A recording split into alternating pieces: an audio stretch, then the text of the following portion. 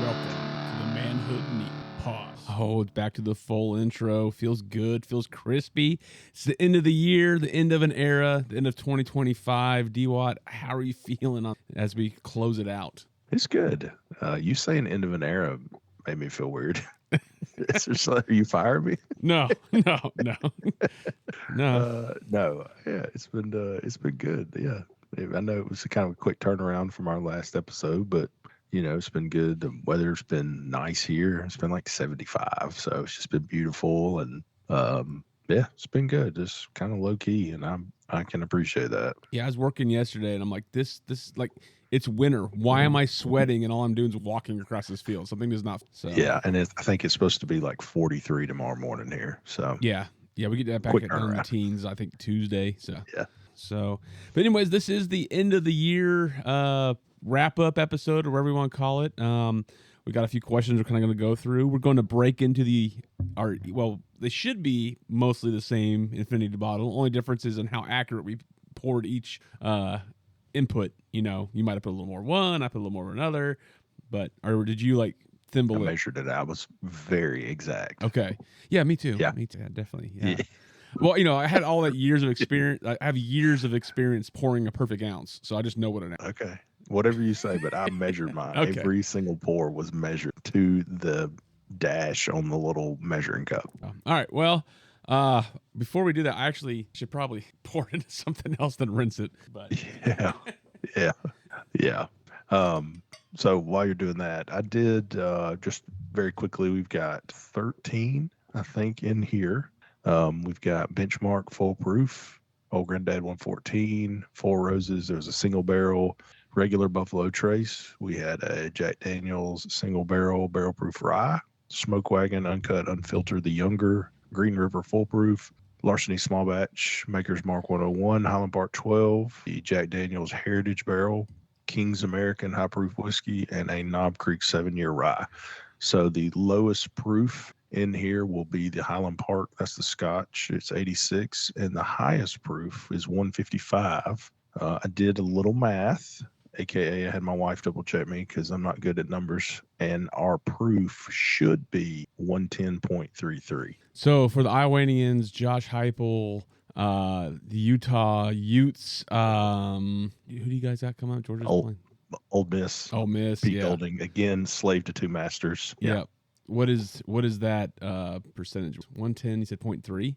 Yeah, 110.33. Okay, so that'd be 55.50. Let's just call it 50. Okay. My math is not math. I love how we give these guys a hard time, and then we fail to do math. 55.165. So. Yeah. So that should be the proof. I doubt there's going to be a quart pop. I mean, we can certainly give it a shot, but does yours have a quart? Sounded good. It always does. And then I go back and I listen to the recording, and I'm like, golly, that sounded awful. So I'm just kind of mad that you would have assumed I'm so low class that my Infinity decanter had a screw top. Well, I mean, I believe the words were the bottle was cool. The whiskey, the bourbon that was in it, apparently is not very good. No, we reviewed it years ago on the cast. Well, you and I didn't, but okay. No, I'm still here. Yeah, I'm listening. Gone crazy. You're good. It's not super dark.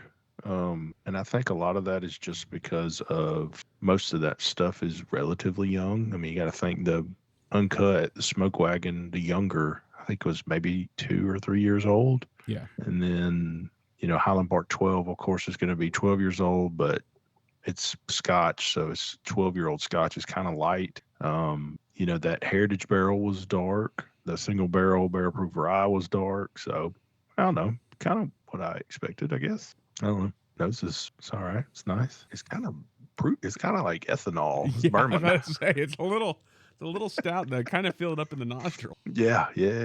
I get like a mint, like a spearmint. Yeah, I mean, we've got quite a bit of, even some. There's a lot of rye in there. I mean, not a lot, I guess. But there's 2, right? There's 2 straight ryes, but isn't there some high rye bourbons in there too? Yeah.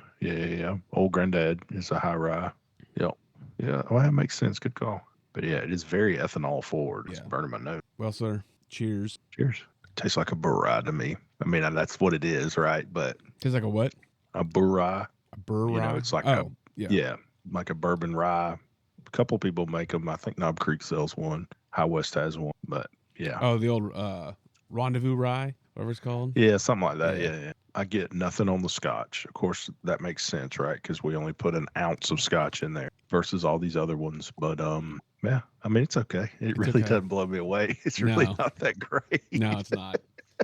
And the thing is, like, this is the third time I've done this now. I mean, I did it once for the podcast with the original guys, once on my own. It always tastes every time. I was wondering about that. Yeah, it's just kind of like, to me, it tastes like Crown Royal. That's a little. I could see that, like on the very backy, like on the very end of my palate. I could get that. Yeah, I could see that. Yeah. Yeah. So like I've got an infinity bottle that is nothing but bourbon. So like straight bourbon, nothing finished, no I mean it's just straight bourbon.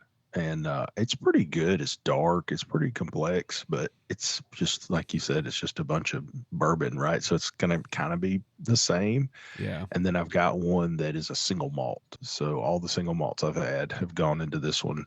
And again, it's just it just tastes like single malt. Like, Yeah. I don't know. I think you lose the character of the originals. Like whatever you're putting in, you Yeah. lose the character by blending it. you Sure. know? And I think that's why when it comes like to a lot of these, like if you look at all your really, really high rated stuff, a lot of it is single barrel. And like there's some good blends out there. There's some there's some good blenders out there, but the height, the pinnacle is the single barrel, right? And so I think it's because when you blend it, you are just losing some of the essence of what it's supposed to be. Well, and you got to think, like, we'll use Buffalo Trace for an example. Like, regular Buffalo Trace is fine. It's good. It's nothing crazy. It's 90 proof, right? I think they told us it's somewhere between 6 to 8 years old, kind of depending on where they're at. But think about if you have this really funky barrel that's Buffalo Trace mash bill, it's slated to become Buffalo Trace, but it just is a little off. It's just a little funky. It doesn't match, kind of the profile. Man, you sell that thing as a single barrel, stores are going to, pay a couple grand for it. Like that's the fun part about single barrels is that you can get some really fun stuff that is just really close, but it's just kind of off character a little bit. But the problem with single barrels is like, once they're gone, they're gone. Yeah, and that's it. So, and sometimes you can get a single barrel that is garbage that's still ranked up because they said, "Oh, it's a single barrel, you got to pay for it." FOMO, right? Yeah, I've had some single barrels that were very underwhelming. Yeah, no doubt. So, well, that kind of moves us into our questions that we're going to kind of go through to kind of break this down. So, what is the best whiskey, any variety of whiskey that you've had this year that we did not? All right, so I kind of broke this down into like a budget and a splurge category. So the best budget bourbon that I've had this year that we did not review, and I've mentioned it before, is Bardstown Origin Series High Wheated Whiskey, and it comes in at 106 proof. It is a direct competitor to Weller Antique 107, which is the kind of burgundy red label Weller. This stuff is legit. And I almost didn't put it on there because I really want to gatekeep it. But then I realized we only have one person listening. Yeah. So, and they're probably in Iowa. Or they're like Maryland. Yeah. Didn't we have a really funky listener overseas? Like, do you remember where it was? Yeah. So it's actually, for a long time, we were picking up a lot of stuff in Ireland. But then Norway all of a sudden like boomed. Yeah, that was it. Yeah, and I was like, Norway. Yeah. So we have 3 listeners this past month in Singapore. So hey. Yeah, I don't know if those guys can get Bardstown down there, so I feel comfortable putting it out there. But I think it's $55-$60, and it's a banger. Like I've got 2 that I have like kind of stashed, and every time I go, I look for one, and if I see it, I buy it. That's how much I like it. And then the splurge is a Penelope 17-year-old American light whiskey that I got this year. It was fantastic. I'm trying to nurse it because it wasn't cheap. And then a caveat, I tried 2 really high-end Jack Daniel products this year, but I don't own them, so I don't feel like it was fair to put them in the list. I don't own what I'm putting in. Well, then I'll add Jack Daniel's Tenured Hill, which is the rye they just released. And I tried this year's Coy Hill, and they were both awesome. So Jack Daniel's is like hitting home runs. Here's the question for you, because probably one of the best, the best whiskey I had all year, but we reviewed it, so that's why I didn't use it, was probably that Hero Selection. Yeah, single barrel proof rye. Yeah. So how much better was the Tenured Hill than that? I don't know if it was much better. Was it worth the price difference? 100% no. Yeah. The only thing that made Tenured Hill cool was, of course, like it's a rye, it's barrel proof, was that it was hazmat. So, those are rare. I mean, I know ours was super high. Ours 137.2. So, I mean, she was a proofy gal, but I just don't know if I could find another bottle of that Hero Select. I'd probably buy it. I don't know, man. Yeah. It was really good. And the other thing is, I own things. I've had it a bunch. I had like an ounce and a half pour of Tenured Hill. So it's really hard to bet I know who got it for. Yeah. Yeah. So it's hard to like truly give like you can't really like dig into it because it's like you're drinking and it's done. Yeah. It's hard. That's why I kind of put those two off. Same thing with the Coy Hill. I had like an ounce and a half pour. It's awesome, but it's just, I don't think it's fair. I own the Penelope and it's awesome. So I don't know. What about you? So I've got two as well. One, I think just because I don't drink a lot of it. So a guy I work with, his wife went to Japan for business. She works for Denso, Japanese automotive parts manufacturer. And so when she came back, she brought ruin this name. Teitessa, Teitessa, 15-year Japanese whiskey. Wow. And it was really good. Now, again, I don't drink a lot of Japanese whiskeys. I generally like them when I have them. I just don't. One, it's hard to find around here, but two, just generally don't. They're expensive. Yeah. So now she bought it in Japan and brought it back, and so she saved some there. I wish I would have known she was going earlier because I would have asked her to go find that Japanese. Who made it that we had? Was it? Remember we reviewed it? And it's like way cheap in Japan, but oh, that was the Evan Williams. Yes, the 12-year Evan Williams. Yeah. Yeah. There's also a secret hidden bourbon like Blanton's stash. Like they make very special editions of Blanton's and ship them to Japan. So that's the other thing. Yeah. So that's the one. Okay. I did look it up online just to see what it costs in the States. It's about $215. Whoa. So I don't know what it costs there. Most Japanese, like I went and bought. It was when I went and bought the Prosecco earlier this week for the last episode we did, and I saw a bottle of Yamazaki 12, which is a fancy Japanese whiskey, and it was $215. Well, regular Yamazaki is $100, for the whatever. Yeah, that's their single malt. The only thing I ever see around here that I can get all the time is just Hibiki, and that's still $100. Yeah, I see Hibiki a lot. Yeah. So I see Nika. Have you ever had Nika? It's the coffee. Yes. Yep. Yeah, we see that, and we see Nika from the barrel, which was kind of meh. It was okay. It didn't blow me away. I would have been mad if I paid, secondary. I didn't pay secondary, but if I would have been pissed about it. Now which Nika did you have? The coffee grain. Okay. It's kind of got a reddish, kind of pink label, I think. Yeah, because they've got the premium blended. They've got quite. But yeah. We should do we need to make sure in 2026 we do a Japanese. We'll try to. Yeah, I'd be over that. Yeah. It sounds like we're going to do Hibiki since we can both find it. Yeah. Or, we'll look around. Or maybe we can just get a bottle and split it type thing. So, the other one that I had that was really good. Oh, no, I've got it back. Was actually out of a broken glass bottle. You were on the phone with me when I had it. It was the Stag from this year. Oh, yeah. That's awesome. Tell the story about how this came about. Yeah, so I was actually looking. So sometimes when we don't have a bottle planned, basically during the week before we are going to record, I go out, look in the store. I call D-Watt. He knows what's up because it's the only time we actually talk on the phone. And I'll just be like, hey, can you get this? Can you get this? Can you get this? And so we're going through, and the store owner's like, Aaron, come here, whatever. And so I'm like, what? And he's like, try this. Tell me what it is. And I'm like, what? And he's like, tell me what it is. Okay. And so I drink it. I was like, man, did I not say it tasted familiar? But I couldn't place it. Yeah. And I'm like, but I can't place it. And he's telling me, and then he's like, oh, it's Stag. And what it is the guy got 6 bottles of one of this year's Stags. I don't know which one it was because I never saw the bottle. And when he went to pull it up, the top of the bottle wasn't fused correctly and the neck broke off. And so he poured me a shot out of that, and then I need to get back in there because I've been back there until the holiday started. But apparently he said that he's going to run it through a cheesecloth and then put it into once he's gotten his money back, and then give me the rest of the bottle. So waiting for that. And this is so. George T. Stagg. George T. Stagg, right? not Stagg Jr. Yeah. So this is the BTAC. So Yeah. that's at MSRP should probably be $300-$400. I bet secondary you're looking at $1,500. Yeah, it was really good. Yeah. So Good on you, man. Also, I've stepped just to when you do call, I've stepped out of me. I just want you to know that. I appreciate it. That's how serious I take this burgeoning podcast. This burgeoning podcast, yeah. So eventually, you and I can just do this and then Twitch stream games in the daytime and call it good. That's the goal. That'd be great, man. Yeah, that'd be great. Yep. All right. So worst whiskey, is that the next? Next question is category? worst whiskey you've had, and if it's been one we reviewed, that's fine, but it doesn't have to be. So I'll split this into the category again. The budget, I was given a bottle of Hell House American Legend whiskey that has been co-signed by Leonard Skinner.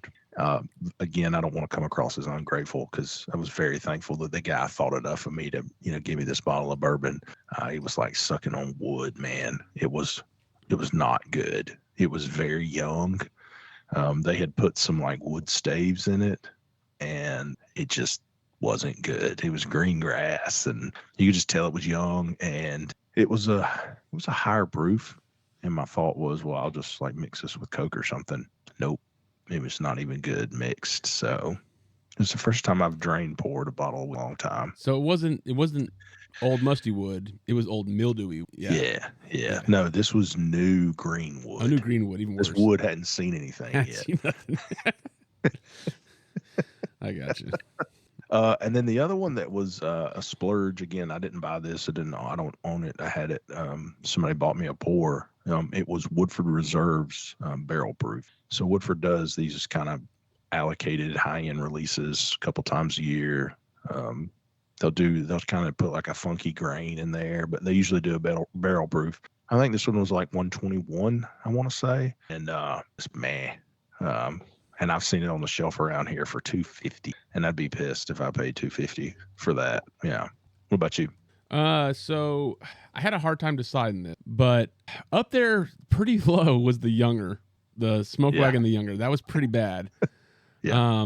So that's that one. And I feel bad saying this because I really liked the other Frey Ranch I had, like the original Frey Ranch I had back. It was actually the last episode I think we did before I left Nebraska. We had Frey Ranch. I really enjoyed that. The Frey Ranch we had at Thanksgiving that Nate sent the rest of the bottle with me was really, sorry, Nate, but that was bad. I mean, I know that's why he sent the bottle home with me because he's like, here, just take this. Yeah. Yeah, he's a captain. He's not drinking that. Trash. Gutter water. It was bad. But to your point, talking about Thanksgiving, that High Gold that you bought, that single barrel, it was really good. Though, wasn't it the rabbit hole? Oh, Rabbit Hole. Yeah, you said high. I thought you said High Gold, but yeah, that Rabbit Hole. Yeah, I did. Yeah. No, I did misspoke. Rabbit Hole. Yeah, it was really good. I really like that. You took that home with you, right? I did not. Oh, so Nate's got it. Well, he so got it's gone. He pulled one over on you then. He said, he kept it and sent me the. Okay. Man.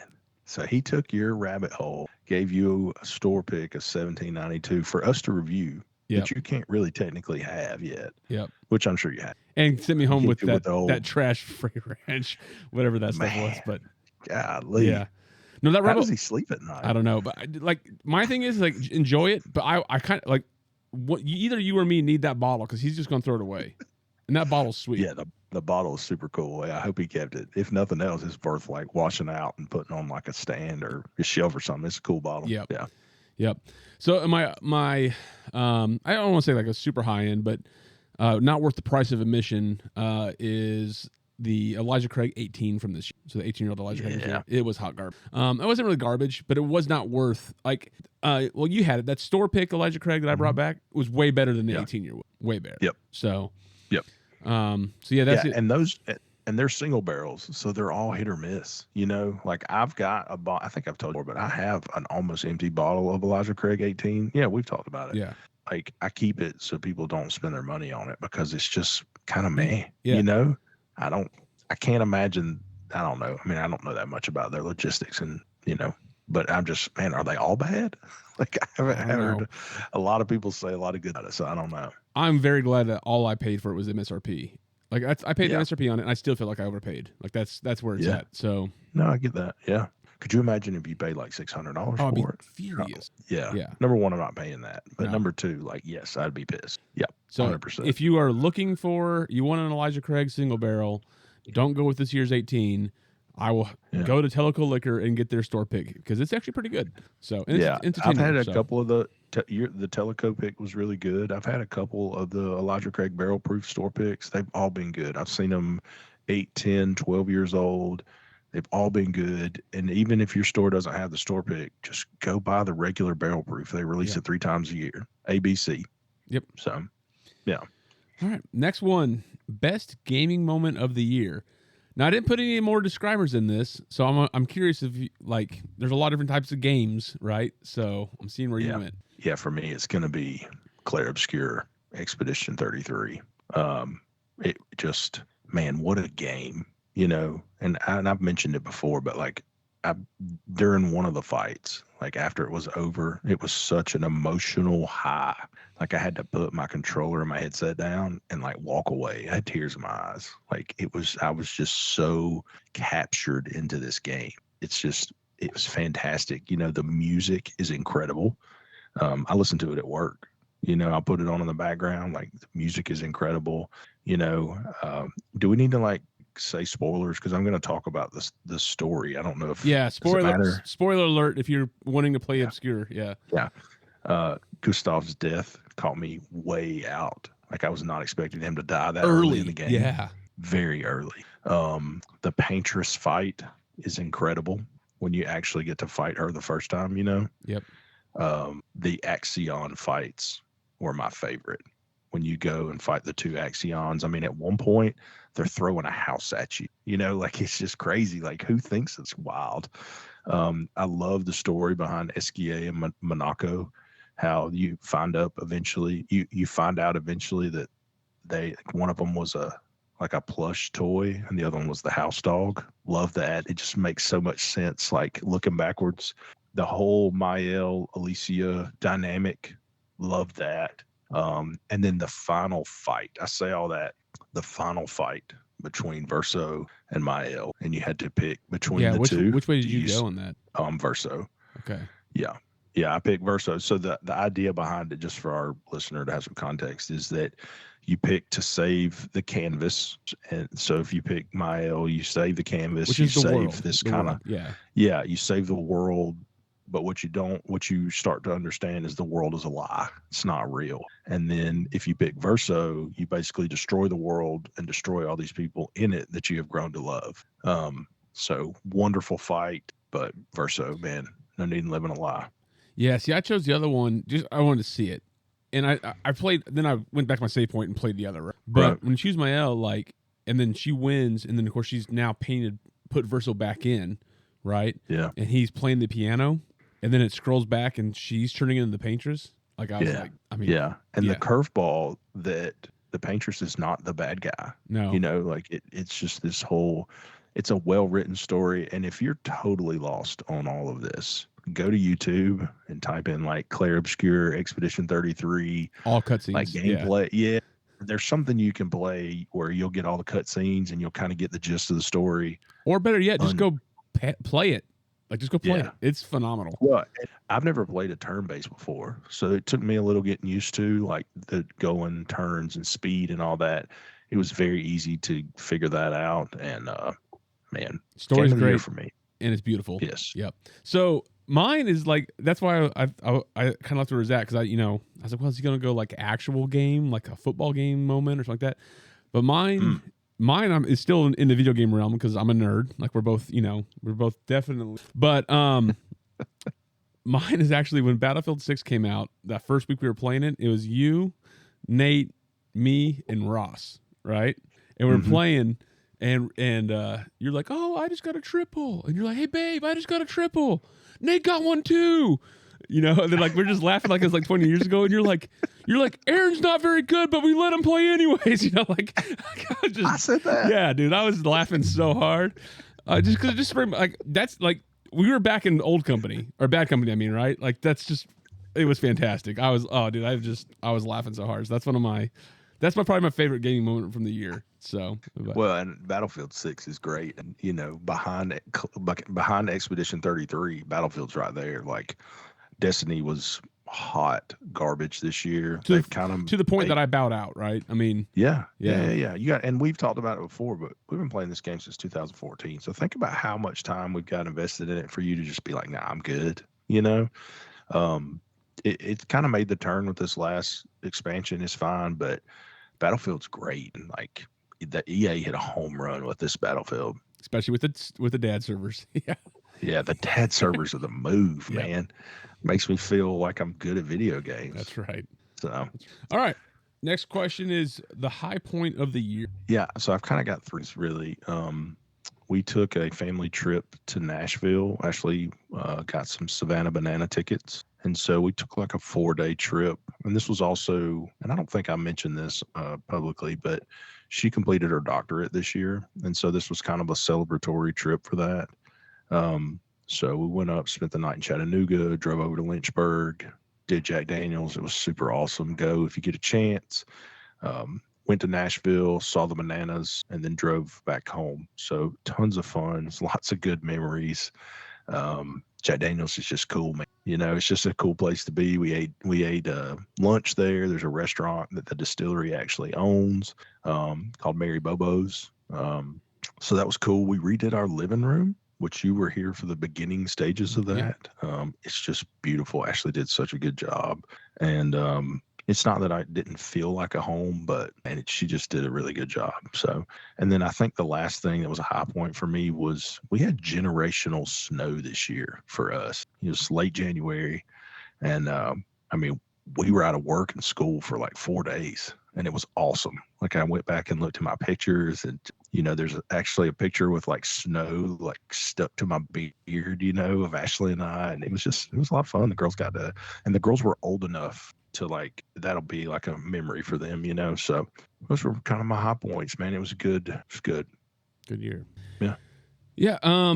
So mine, kind of different things I was looking at. I think for the show or for the podcast, I think my high point was I really did enjoy the interview with the two pastors we did at your place. I thought that was great. Yep. I think that was definitely a high point. I think that it also led to some good personal, things that I kind of pulled out of that and where to go with stuff that's going on. It also led to like my younger brother has now joined Caps Church and is super involved and stuff. So there's been a lot of good that's coming out of that. So I think that's been a high praise point. God for that. Yep. So I kind of looked at personal life, podcast life, and work life, right? So work life, man, it's the first day of harvest this year, full crew, full stuff. Like, I mean, I've kind of always felt like I've been just a little behind where I need to be as far as with my position. I'm like always trying to play catch up. And that day we were just ready. Everything flowed quick. Everything went well. I just felt like I was finally on top of my game. So that was kind of a high point. And for family, man, I started to pick. The holidays were great. Probably maybe our trip back to Nebraska. When we went back to Nebraska for Grandpa's 90th. Everybody was there. It was good. It was just good. Some forgiveness needed to be made was given, and it was just a good trip. So, I think that would be my high points there. So next one is low point of the year. So, and this doesn't have to be like, I probably should have gone into more detail on this, but just like something I need, like either I screwed up or just you had to trudge through. Well, before I hit that, a friend of mine, I sent him our episode with Cap and them and our pastor interview. And he sent me a text that said, the format he's a very busy guy. He said, the format's a little long for me. Loved hearing two Baptist preachers talk about whiskey and guns. Good job. So, nice. So the low point is we lost one of our dogs, and it was tough. So we have two Goldens. Well, the one that passed, his name was Andy. He was a Golden / Irish Setter mix, and 100% the best dog in the world. And he wasn't that old. He was only like 7 years old. I mean, the girls were like planning on him being in their wedding. He got this like growth on his paw. And basically the doctor said it's bone cancer and you just need to let him live his best days. And so we did, and walked around with a splint on for a long time. It never slowed him down, and he just looked after the girls, and, when I was gone or when I was working nights and Ashley would let him sleep in the bed with her, he would sleep on my side of the bed, almost like I would, I mean, he was just the best dog. He was a big dog. He was 120 pounds. He was a big dog. But we had to put him down on Father's Day. So not the ideal way to start Father's Day this year, but we had a good moment with him, and girls laughed. We cried. We talked about how great he is. And, we have another golden, Molly. She's a pure golden. And, of course, just how's this going to affect her and that kind of thing. So not fun, but the memories of the good stuff definitely outweigh the bad stuff. Go back through my photos and pictures with him and the girls just laying all over him like he's a pillow, and he's just laying there looking at me like, Dad, are they good? So that's kind of the low point for me. I got you. This would have been a lot easier question for me to answer last year because we actually had some more traumatic things happen in the family, which I guess is good that we didn't have it this year, right? It's good not to have a definite low point. But I guess kind of, outside of not getting a major raise, that's always a low point, was actually just having to fire somebody for the first time, like where it was like legitimate firing. And it was a firing that, like, it's not like when they were like the guy. I like the guy when he's at work. He did good work. It just he had some life stuff going on, which legitimate reasons to miss work, but he just missed too much work. Does that make sense? Right. And just, I mean, I couldn't carry him as I had to put, the company has needs too. But that was hard, to not just, I mean, it's one thing to like someone's like, never coming to work and you're just like, hey, you're out of here. And they're like, fine. That's different, but when it's like, man, like, he's like, I need the job. I know you do. You're doing good work when you're here, but you're just missing too many days. I know they're legitimate reasons, but I need you here type thing, And so that was a low point, definitely professionally, to have to do that. So that was kind of my low point for the year. But learn stuff through it, right? And so that leads us right to the next question is, what did you learn this year? Yeah. So like I've been very intentional with like my holy habits, like my routine and reading the Bible and journaling and that kind of thing. What I've really taken away from that is that you have to feed the grass. And it's funny that you're a grass farmer.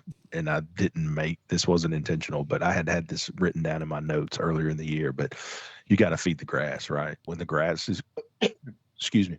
So the grass is green where you water it and where do you fertilize it, right? And so healthy grass chokes out weeds and dandelion. Dandelions will, obviously cause issues in other people's yards. You can kind of really dig into this metaphor if you want to, but ultimately, like, you got to water the grass. And for me, having these habits, having this time set aside, and to be very very firm, like I'm not giving this, this is something that I will carve out time for, has really had a lot of growth and like depth in my life. So that's kind of the one thing that I would take away is that, you got to water the grass. You got to feed the grass so it can choke out all the weeds. So mine is going to go right into the last question.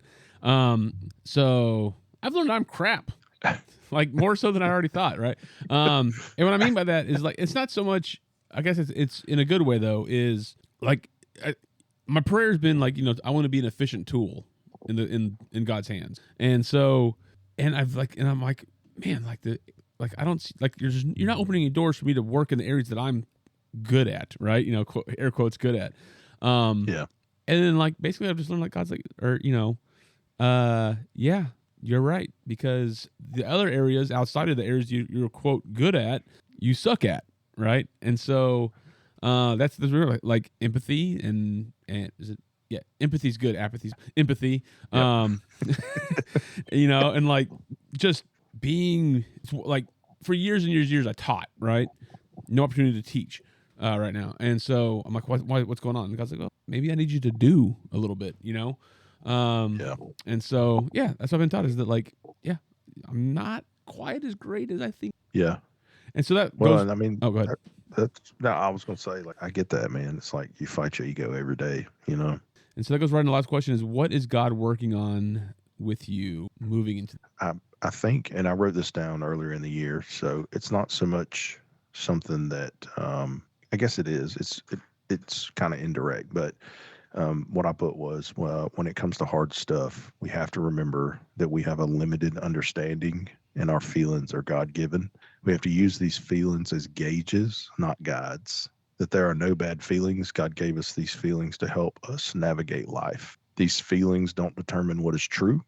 What is true is that life is hard, God is good, and that's the truth. There's a season for everything under the heavens. Hard times don't get the last words. If you don't mourn, then you'll never dance. So that's Wow. what he's working on You're me. pretty poetic. Stop it. I had a moment, Had a a moment. moment of weakness.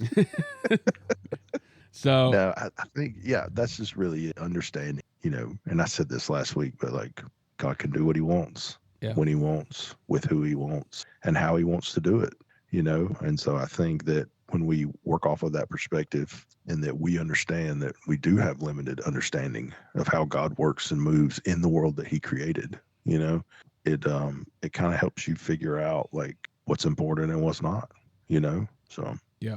I think what he's been teaching me, kind of going off of my last question, is he doesn't need me to tell him how I'm going to serve. Yeah. He'll tell me, and all I got to do is respond. And it might not be, has been in the past, because I don't feel like I was not serving God earlier when I was doing these things.